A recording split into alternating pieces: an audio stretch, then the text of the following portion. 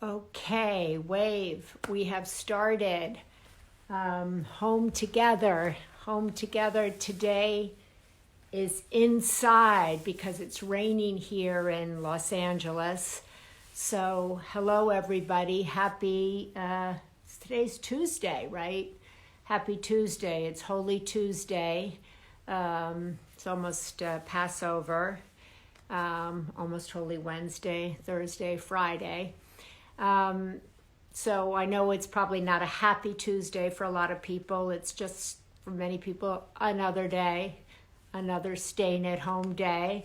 I like to begin these home togethers reminding you that those of you who are staying home are doing an act of public service. I think it's really important to see it that way. I know that really helps me to see that staying at home is an act of public service, that I'm doing my part, a small part maybe, but it is a part in helping when I walk, even with another person, a child, a loved one, I social distance, I'm doing my part. So we're all doing our parts by staying at home and practicing social distancing. So I think that's a good thing to remember as these days kind of blend into one another. Patrick, I was just explaining, Patrick, that we're home together inside today. Normally we do these outside. Yes, there's a little rain outside today, a little drizzle, so we're back indoors. We're experimenting with different places. Hopefully this place is good. Let's see. So the service looks like it's okay. The service looks like it's okay. Uh-huh. So, hi, as Patrick always says, who's new? And who's been with us every day. We've been doing these every day and really having fun, and we hope bringing some joy and inspiration to you out there. We have to reintroduce ourselves every day because there's so many new people always. I am Patrick Schwarzenegger. I'm Maria's son. And I'm Maria Shriver. I'm Patrick's mom. And like my mom said, we've been doing this every single day since we've been quarantined, which has been a few weeks now. I've been here every day, Story Media. I've been here every day. I'm new from Bakersfield. Jay loves her grand babies. Okay. So we've been doing this every single day, interviewing different Jay people. Barfoot, been with you most days. Excuse me. Yeah. We've been interviewing different people that have been kind of utilizing their platform to go out and make a difference during this time. We know that it's a very tough time and rough time for a lot of people right now, whether you're, out there on the front lines in the hospitals working, or you're a business owner or if you're a parent that has their kids back home or anything. So we know it's a weird time and difficult time, and that's why we've tried to use our platform and this Instagram Live to highlight certain people that are going above and beyond during these moments and finding ways to help other people. And if you haven't seen some of our other videos, we have them now on YouTube or on Instagram. You can see we've had really amazing guests. And today we have Glennon Doyle. Right. Glennon has been a friend of mine for a couple of years. She's such an inspirational woman, an incredible writer, the #1 book on the New York Times bestseller list, has an incredible nonprofit where she and others are doing extraordinary work on the front lines of humanity, as I say. And so I'm really looking forward to talk to her. She's been doing these daily check-ins on her Instagram platform. She disbanded her book tour because it kind of happened right when all of this was happening. But nonetheless, her book has been #1, steady right there on the New York Times bestseller list. And so I'm really excited to talk to her. And as Patrick said, the other people that we've been speaking to have been so inspirational. We call them the helpers, the healers, the cultivators of hope. They're all stepping up to help people they don't know and to help all of us, really. And I always like to say, as I said before you came in, Patrick, all of us, by staying at home, are helping our neighbors and our fellow citizens. So you're also the helpers, the healers, and the cultivators of hope. And that's really important for all of you to remember. We're asking people, to come on here that we think might bring you some joy, might inspire you, and might make you feel a little bit better during your day. This goes at 2 o'clock, always West Coast time, 5 o'clock. As you said, people at home with small children maybe need a little break. Definitely need a break. Oh, I think Glennon just... Is Glennon there? I think so. Oop, I just missed it. So let's see Glennon. Yep. There's Glennon. Glennon, we are adding you into the mix. We're adding Glennon. There's Glennon's going to pop up in a minute. 3, 2, I'm here. Hi. I can't stop smiling. I've been watching you two. You're so precious. Hi, Patrick. Hi, how are you? Pleasure to meet you through Instagram Live. You too. I'm just sitting watching you two, and I have a son he's going to be a senior next year, and I'm just thinking, oh my gosh, I hope that he wants to hang out with me like Patrick wants to hang out with Maria one day. Well, you can show him this and say, there you go, maybe you'll do that. So Patrick is always like, you have to introduce me, but there she said, yes, I know. Great. Thank you for introducing yourself. I was going to do that, but so often I don't know the other person, and we've been just meeting through these Instagram Lives or FaceTime. So pleasure to meet you, and thank you for coming on. I told Patrick that I really, a little bit about you and why I admire you, why I love you. And I just want to say, before we came on today, just to give you a little indication of who Glennon is, she sent me a note that said, before we come on, I just want to say that I'm thinking of you regarding what's happened in your family. And I didn't want to just come on and not let you know that I was thinking of you. So I just thought that was super indicative of who you are and why I love you. And last time we spoke, Glennon, you were in a very different place and space. Maria, you're one of the first people I talked to about being in love with Abby. I know you are. And I don't know if you remember this. Oh no, I remember. But I don't know. We just met, and there was just something about the energy that you had, and I was like, I just have to tell you something. So I told you about being in love, and then you said, is this a woman? Yeah.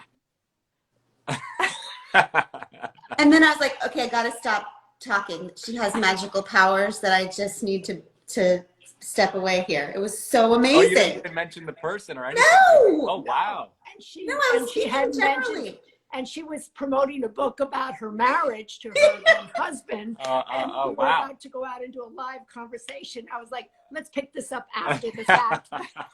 That was a good way to warm up the conversation you were about to do, I'm sure. But so Glennon, you have this incredible book out there right now, and you canceled, as I was saying to Patrick, your book tour.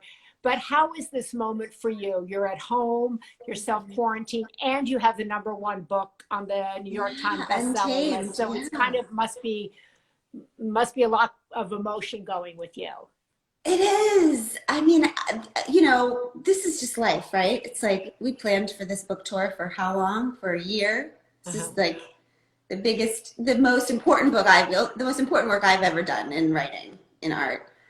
And then early on, I mean, this was a few weeks ago when people weren't taking this as seriously and there weren't any cancellations or anything.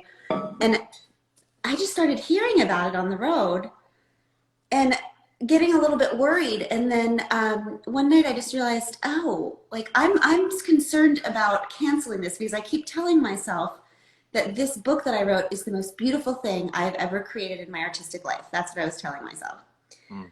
And then I realized, no, the most beautiful thing I've created in my artistic life is the community of people that I am going to be inviting to these events. Like, it became very clear that, oh, no, we immediately stop and everybody stays home because the people are a million times more important than the book. So, so I think, Maria, I see this so much in you. You ride the tide and you can be hell-bent on promoting your thing, and then all of a sudden it's like, okay, we just switched to service. Like, that's how I felt, was just like, okay, we will show up with the same amount of energy every day, but we're just going to switch to showing up for each other, serving each other, caring for each other, taking care of each other, because that's what we need to do to get through this time. So that's why you're doing these. I've been doing my stuff. I mean, the loss, I mean, with Together Rising, the nonprofit that I run, our inbox, the stories of the pain that people are going through right now. I mean, people are losing beloved family members without being able to say goodbye. Yeah. I mean, losing jobs, losing everything, losing sanity. These people that are stuck with young children at home. God help. I saw you did a video of that, about people who are losing their minds with little children at home. Yeah, and you said, let them watch TV. All day. All day. All Watch day. TV all day. Yeah. Right? If you need some education, you just turn off the volume and turn on the closed captions. Reading lesson right there. Like, just, I honestly, I can start sweating just thinking about what this time would be like with small children. I think that the parents at home with the small children trying to do the jobs, trying to deal with their own grief and fear and pain, and then be with these children, they all should get medals at the end of this. They should go to heaven first, just ahead of all of us. Well, luckily I'm not too young, so hopefully I'm not driving you crazy. You're good. But, you know, you're just talking about how you had to kind of suspend that book tour and everything, and now you're, you know, finding ways to adapt with it. You're talking about what you were doing each and every day. Why don't you tell everybody kind of how you've navigated through this this storm and not having your book tour, and how are you continuing to bring the message of your book and your work out to everybody? Well, I have a few selves. Okay, so I have a self that is really high. Like, when the world goes low, she goes high, right? She's just like the one who's showing up in love and service and doesn't really care about her own thing. And she's just here to serve the people. Okay, that's one self. I'm that self like an hour from when I wake up until like an hour after my coffee wears off. Okay, once my coffee wears off, a different self emerges. I think and everybody has that, right? Right? Coffee does a lot of things to us. When the coffee wears off, the hope and the optimism, it might just be coffee, hope and optimism. Yeah. It might just be coffee. And so I have a self that feels bad for myself about the book, that feels sad and why me? So I have that self.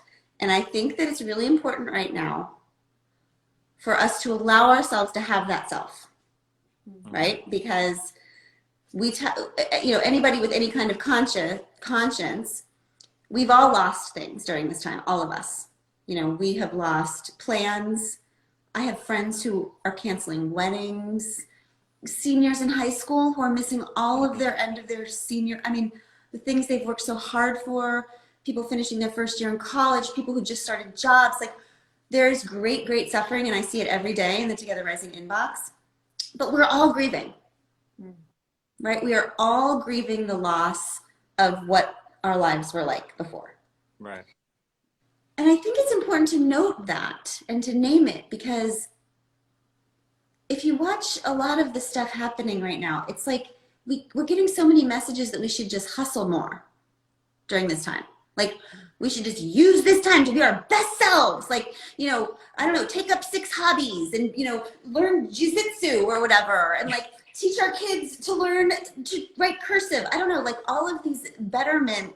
Like, if we can't stop the hustle now, we never will. Like, this is a moment, this is a great settling. I think of this like the snow globes, you know, that we keep ourselves all shaken up all the time. Oh, I love that. Right? So we don't see the thing in the center, right? The thing in the center is the truth of being a human being, which is what has always been true, which is what is arising now, which is that we are incredibly vulnerable and we are never in control. And all we have at the end of the day is our health and the people we love. Right. Right? And so I think right now, it's just the snow is settling. I mean, there's all this pain happening outside, and in the midst of it, we're all stuck in our homes. Right. We don't have any of the distractions that we usually have with all the busyness that we use to keep the snow, so we don't have to see the truth, right? Mm-hmm. It reminds me of early recovery, actually, of getting sober. Yeah. Right? Early recovery is like a settling of all the snow, and you're stuck with yourself. And I think that I truly believe, with no Pollyanna bull, I don't know if we cuss on this, with no Pollyanna bull crap. Okay. I do believe there's great opportunity in this moment. What do you think it is? What's the opportunity? Okay, so because I know the opportunity of when you let the snow settle, and when you look at the truth of things, right? When you actually let yourself grieve and feel pain, okay? It's transformational. We're not used to that. We're taught, we're trained by a culture who believes in happiness, all the time, happiness, be happy, right? One of my first AA meetings, I said, hi, I'm Glennon, I'm an alcoholic. I've been sober for 5 days or whatever.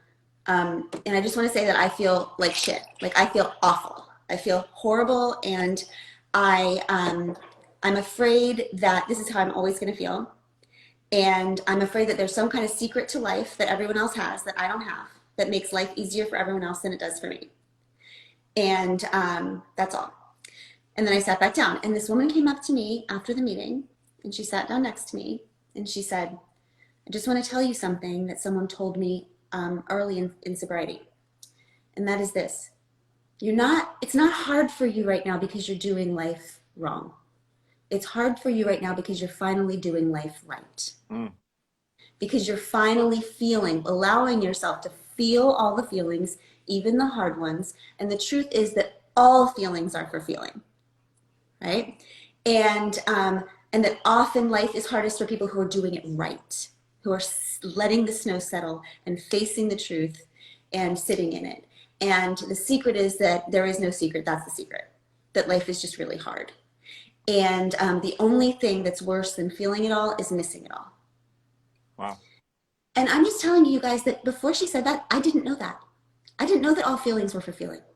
I thought that happiness was for feeling, and that anger and doubt and fear and jealousy and all of those feelings were for numbing and deflecting, right? And what I learned when I started practicing feeling all the feelings, even when that makes me a little less pleasant and a little less efficient and a little less a lot of things, is that the pain of being human is transformational.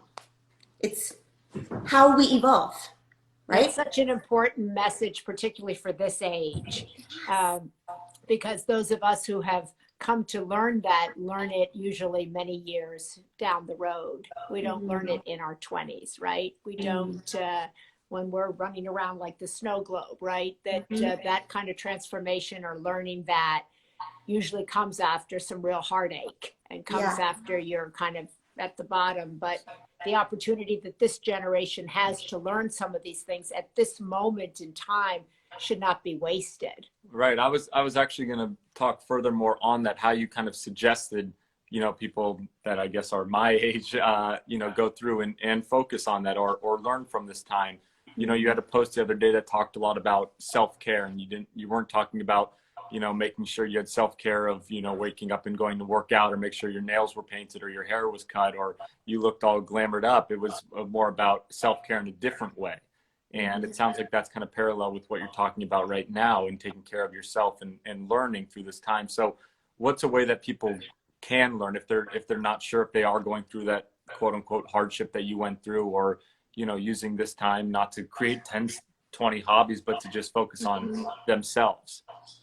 Well, I think it's the hardest thing for people to do. It's the simplest thing for people to do, but the hardest, right? Which is just being still. Like, we do not like to be beings. We like to be doings, right? Because we all want to avoid the terror of ourselves, of being with ourselves, right? But, I think that one thing we could do is we could just hugely lower our expectations of ourselves during this time, right? I think that the more that we can just allow, I feel like a lot of what's going on right now, what I'm trying to say, is inner work, right? It's happening on the inside, okay? So like, if you need to Marie Kondo your house, that's great, but also like, let yourself feel all of this. Let the other people in your family feel all of this. I mean, everybody in my family is reacting very differently. One of my kids, we're calling her Corin Mean because she's just being so freaking mean right now. And that's her bulletproof vest. We all have like bulletproof vests that we throw over pain, right? Yeah. I have a kid, his is humor and deflection. I have one kid who's just doesn't even have one. She's just like an open gaping wound of sensitivity. And another one who gets chippy. But I think we can let ourselves be we can let others be. I know that when I really do feel like we're in a moment of like forced sobriety. Like we've all been thrown into detox at once. We have like a collective settling. The snow is settling, right? Mm-hmm. And I think that one of the hardest things is just to truly have faith that there is inner work going on right now. That's why you're so tired. Are you guys freaking tired? I'm so tired and I do nothing. We both have been saying how much we've been sleep. Actually, both of us didn't sleep much last night, but we've been sleeping so much recently. I know. I'm so embarrassed when I look at my wife and say, "Are you so tired again? Like, have we even moved from this couch?" No. But I think what you're saying, Glennon, I love the kind of forced sobriety. I love the analogy of the snow globe coming down. I love the stillness. And I think also for this generation, and I think for parents who are dealing with kids, the idea of stillness is really challenging, right? For everybody, whether you have. Not if you turn on the TV. Yeah. Leave the TV on all day. They'll be still as hell. You just leave them on the couch. Yes, they'll just veg out on there. But I think as you said, it's a great opportunity to feel this moment and to come out of this moment knowing that you came out differently and that that's okay. And that in fact is great, actually. How do you feel like you're coming out differently? Because as I said, you're having this experience on the inside, but also on the outside, you're having this huge success. Mm-hmm. Well, luckily I can't see any of it. I don't know what's going on. I mean, I don't, when you're on a book tour, you can see some of it and it's cool. And you're like, yay. I mean, I'm very thrilled that Untamed is, I'm actually amazed that, I mean, it's a book about doing hard things, right? It's a book about the pain of being human and how to use pain in our life to evolve. And I think it's kind of amazing that it came out right at this moment, that people are reading it in their homes during this time. So while it's a bummer that so much of it was canceled, I also feel like maybe it was meant to be, because it's such a freaking honor to me that people are being comforted by that they're allowing my voice to come into their homes and read to them during this time. So I'm grateful for that. And, you know, I always think of pain and grief as like a cocoon, right? It's like this dark place where we get disassembled and just shattered and liquefied and bleh. And, you know, if you're wondering if it's happening to you, you know, you can know if it's happening to you, if you're feeling scared and afraid and frustrated and all the things you're feeling. And there's nothing to do with any of it. That's it. That's it. That's the pain that's working in you. And I think that what will happen, what I know happens over and over again in my life, that it's the beauty of being an addict, truly, is that we're forced into, we hit rock bottom and we're forced into recovery. A lot of people have to wait a long time for this kind of wisdom, but addicts get it pretty early. And what I know is that we will emerge new from this. I can tell you that I have never, ever felt more tenderness for the whole world. I've never felt more in love with strangers. I have never cared so much about people who are hurting, about people who are losing their family. I've never cared so much. I've never been so tender. Sometimes I think the harder things get, the softer we get, you know? Yeah. So I already feel it. Like all of that tenderness and connectedness, we're going to take that with us. Right? I feel that too, actually. I feel like just do? even going on a walk around our neighborhood, I said this the other day, of like, it used to be you would walk by someone and it would just be like a head nod or keep walking. And now everyone is reaching out saying, hey, how are you? Stopping in the middle of the road, obviously social distancing, but saying, you know, reaching out and saying hi and how's your day and everything. And I think that one of the things that is going to come in a positive thing from this whole time at home and the coronavirus is like, you know, people putting a little bit of their differences aside and coming together and finding ways to realize that we're all humans in the end of the day, like you're mentioning. right? Glennon, you mentioned at the very beginning, Together Rising, your nonprofit, you've raised millions and millions of dollars. I think last count, $25 million for people on the front lines of humanity. I call that frontline of humanity work. And right now, you said you were seeing in your inbox incredible stories. I know you're focused right now on kind of getting PPE. Are you also focused still on getting food or resources to people living paycheck to paycheck? Tell me what you're hearing and how people can help. Well, I mean, two things. What we're hearing is, I mean, we've existed to do, to connect, people in their homes, warriors in their homes who are willing to be brokenhearted by suffering, to warriors on the ground. So we are doing the PPE, we're doing all of those like big forward-facing projects, but Together Rising has always existed to be first responders to families in crisis in their homes. Right. So at this moment, we feel really lucky because we feel like we kind of built the ark before the flood, right? Because now is the flood and the needs are so many. And so, I mean, what are we hearing? We're hearing so many people for the first time can't put food on their table. So many people for the first time can't keep their lights on. So many people can't, I mean, it's what we've always seen times 1,000. Right? Because of job loss, can't pay their rent, losing. So what I would say is two things. First of all, one of the beautiful things that I love about Together Rising is that my dream for it is that we would be a community that was not made up of givers and receivers, but that we would just be a group of people who at different times, different seasons in our lives are givers and receivers, right? Because I am a woman who would not have made it without so much help, right? As an addict, without so much help from strangers. And so what we're seeing right now is a lot of people who have been givers in the past are now being brave enough to come forward as receivers. That's a beautiful, beautiful thing to me. So right now, in terms of that sort of first response activism where we're reading people's stories and getting them the help they need, we're focused on immediate, we're not doing like projects for people right now. We're keeping the lights on, we're paying for food, we're getting diapers, we are paying rents for people who have lost their job or been furloughed. So what I would say, first of all, is if Maria and Patrick, if you have people who are watching, who are suffering in those ways that I just mentioned, write to Together Rising. We are like freaking loaves and fishes. I don't know how we keep having enough, but we do. And we have a badass all women volunteer staff and we will take care of business. So if you need help, don't suffer, contact Together Rising. And if you have extra, we have an amazing situation where we have some angel people who pay all of our administration costs. And so every penny that is given to Together Rising that we receive from donors goes directly to families in need. That's amazing. I was just going to ask quickly on that subject where you're saying if someone has extra, I think a lot of people right now we've gotten a lot of comments saying that they don't feel like they're in a financial situation to always give. Is there other ways that people can get behind your mission, help, spread the word, do anything else? Because right now, obviously, you can't really go and volunteer much. So Is there anything people can do to spread your message and your mission?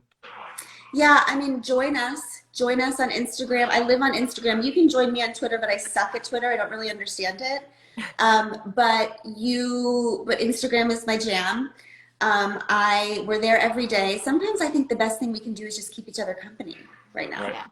Right? I mean, some of the best work I'm seeing with people is just hearing each other, seeing each other. We're going to have to evolve different ways to help people grieve right now. Yeah. Because grieving looks different. People aren't able to have funerals. People are not able to go to their hurting families. We are going to have to evolve that model because we cannot let people grieve by themselves. That's just not how human beings are meant to do this. And I know we can do it. We can change. We always have. But I have to say, we did that in our family this week. We did a Zoom, I don't know what we called it, a wake, Zoom prayer meeting, gathering.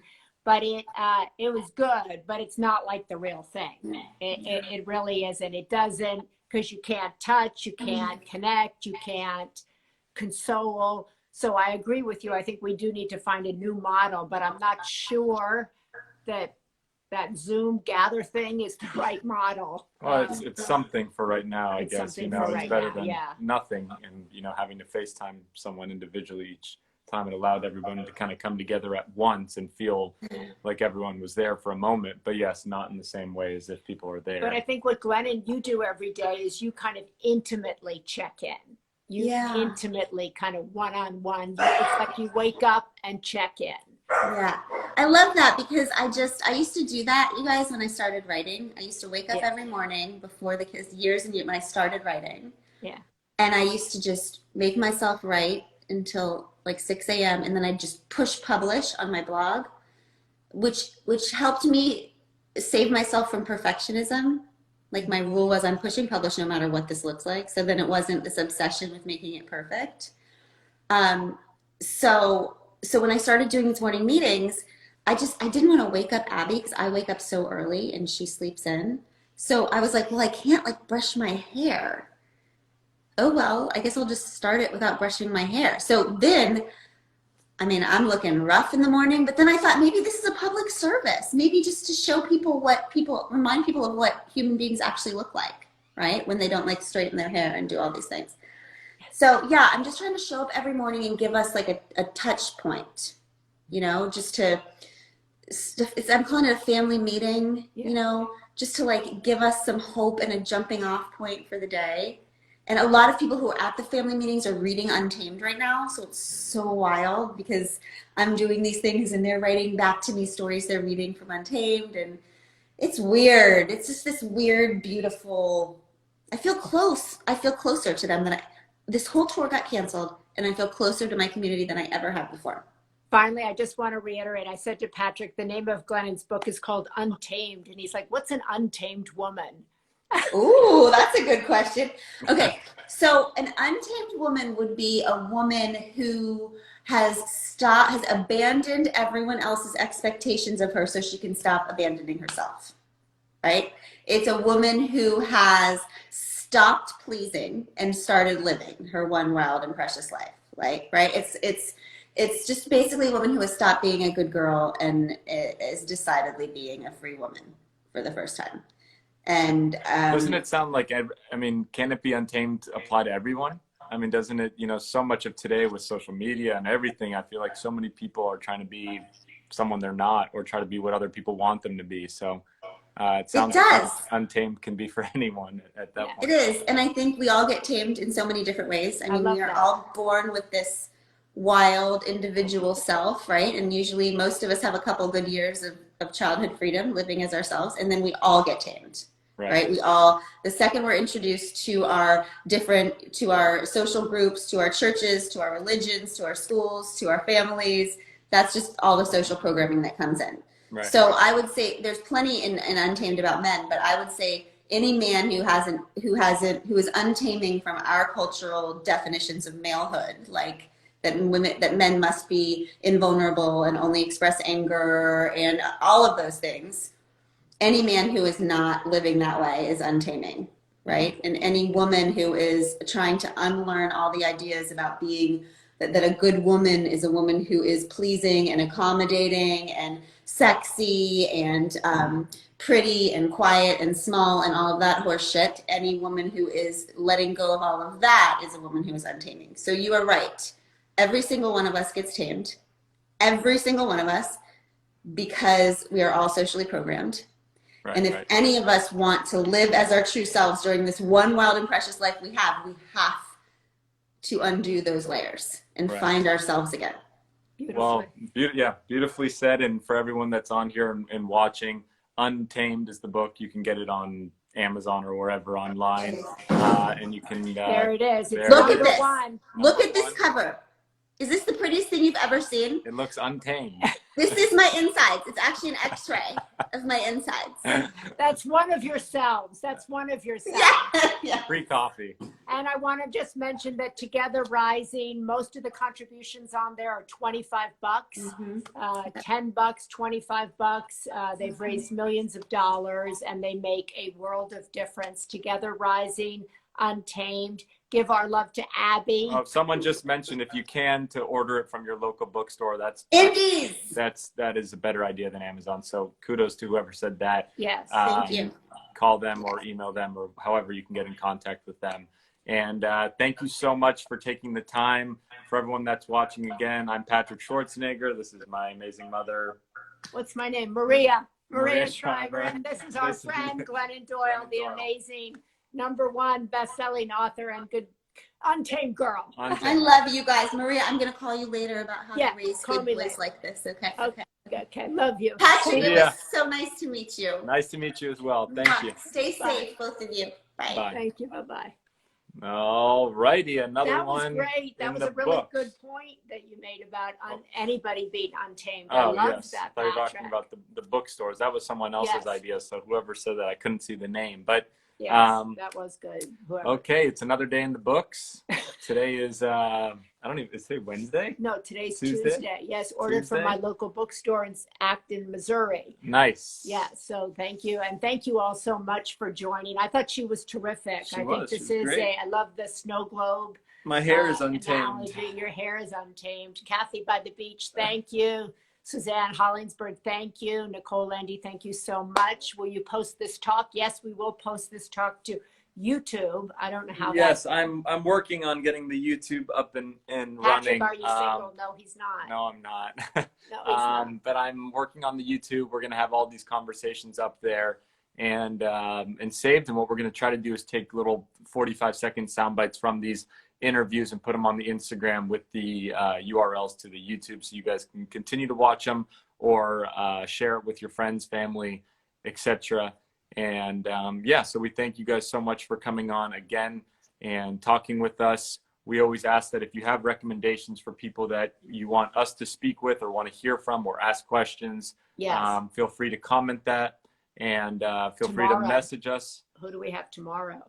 We have Chef Andreas, who's going to talk about World Central Kitchen and all the people they are feeding across this country, and Gavin Newsom, governor of California. We're doing a double whammy tomorrow? We're having a double whammy because of scheduling, because both those guys are like super duper busy. So we're working around their super duper, because we're just here, so we can work around their super dupers. Yes. So we're looking at some of the Andy Cohen. There's an idea, maybe Beth Stern. She does a lot on animals. Bernstein. Marianne Williamson. Yes, Brene Brown. Keep it up, please. Great bookings. Thank you so much. Yes, the great thing is so many people, all of these people who have done this have done it because they want to talk to you guys. Yes, and talk to you guys and bring forward some optimism. Yes, Chef Andreas is at 11 a.m. tomorrow. We're really working around his schedule. So we're doing that at 11 a.m. West Coast time. 11 a.m. Yes, we have to be up and ready and pretty, and our hair has to be fixed. Richard Rohr, I love that you mentioned Richard Rohr. Oprah, yes, Oprah. And talking Tom Ford, says Wanda McDaniel. I don't know if I can get Tom Ford. And maybe I can. I don't know. Oh, yeah. You know Tom Ford. Yeah, that's true. He gave me a job once back in the day. That's right. When I was shaved. He never has given me a job. Too old for him. But I really like his stuff. But so we're going to talk to Chef Andreas. We're going to talk to Gavin Newsom. We're going to talk about loneliness on Friday with the former Surgeon General. Saturday on Rookie and the Vet, you're going to talk to this Saturday. So every Saturday we've been doing kind of Small Business Saturday, where I label it Rookie and the Vet. We're the rookies, and we talk to a veteran in the field of business. We've done, a few weeks ago we did Tom Bilyeu. 2 weeks ago we did Ed Milet. Last week we did Marcus Lemonis from CNBC and The Prophet. And then this Saturday coming up, we will be doing Lori Grenier, who is, Shark Tank, is a host of Shark Tank, is the queen of QVC and has tons and tons of businesses under her belt. So we're excited to talk with her and specifically talk small business owner right there. So we'll be doing this at, I believe, at 10:30 a.m. West Coast on Saturday morning. And we'll be talking about small businesses, small business loans, what some of her companies are doing to shift during this time and adapt and reinvent and everything like that. So, we're really excited to talk with her and to talk with a female, business entrepreneur and get that perspective as well. So again, thank you for all the suggestions you guys have made, and We'll talk to you guys tomorrow. Twice. So many good ideas. So many good ideas. All right. Well, Thank I'm you. Patrick Schwarzenegger. That's my And mom. I'm Maria Maria Shriver. Over and out. See you tomorrow. See ya.